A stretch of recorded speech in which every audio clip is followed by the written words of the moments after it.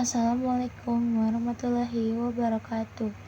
Perkenalkan, nama saya Alisa Khairawilda dari kelas 8D. Saya ingin membuat tugas remedial yang dikasih oleh Pak Danu, yaitu membaca bab 2. Mari kita mulai.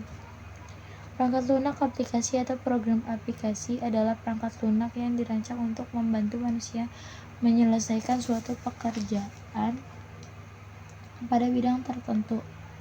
Aplikasi biasanya digunakan oleh pengguna yang biasanya disebut end user. Guna user lebih mudah menggunakan dan memanfaatkan aplikasi tersebut dengan lebih efisien dan optimal. Contohnya, ketika menggunakan aplikasi seperti aplikasi perkantoran, Microsoft Word, Microsoft Excel, dan Microsoft PowerPoint. Saat akan menggunakan aplikasi tersebut, kalian harus berpikir untuk mencapai tujuan tertentu. Agar dapat mempergunakan aplikasi tersebut dengan efisien, kita perlu memahami objek utama yang dikelola dan elemen-elemennya, layanan yang disediakan bagi pengguna, dan antarmuka. 1. Objek aplikasi. Microsoft Word digunakan untuk mengelola dokumen. Microsoft Excel digunakan untuk mengelola sebuah data dengan otomatis. Microsoft PowerPoint digunakan untuk mengelola dan merancang bahan presentasi dalam menggunakan sekumpulan slide. Setiap elemen dari suatu objek utama aplikasi akan mempunyai nama atau istilah tersendiri.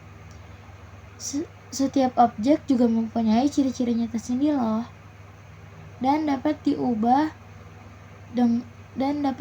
oleh penggunanya. Objek utama aplikasi yang diolah pada jendela aplikasi yang terbuka.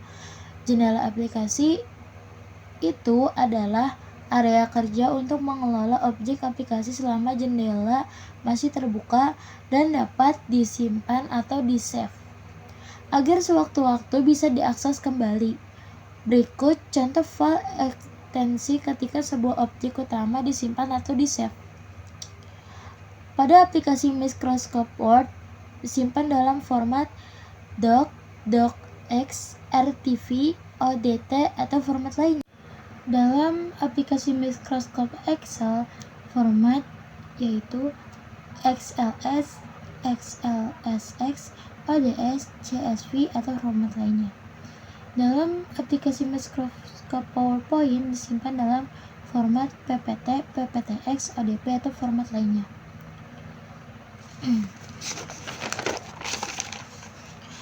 2. Fitur aplikasi. 1. Antarmuka aplikasi. 2. Fitur cut, copy, dan paste. 3. Screenshot dan snapping tool. 3. Studi kasus. A. File. B. Home. C. Insert. D. Animation. E. Transition. F. Format. G. Slideshow. H. View. E. Help. Laporan adalah suatu bentuk penyimpanan berita, keterangan, pemberitahuan, ataupun pertanggungjawaban baik secara lisan maupun secara tertulisan. Sementara dokumentasi adalah suatu proses pengumpulan, pengolahan, pemilihan, dan juga penyimpanan informasi dalam bidang pengetahuan yang memberikan atau mengumpulkan bukti terkait dengan keterangan, seperti halnya kutipan, gambar, sobekan koran, dan bahan referensi lainnya. Contohnya adalah Microsoft Word yang memiliki banyak fitur sehingga dapat digunakan untuk membuat laporan dengan baik. Fungsi laporan adalah memberikan suatu keterangan yang fakta terjadi berupa sebuah informasi yang didapat dalam menjalankan tugas yang telah dialami si pelapor pada saat melakukan pekerjaan atau kegiatan.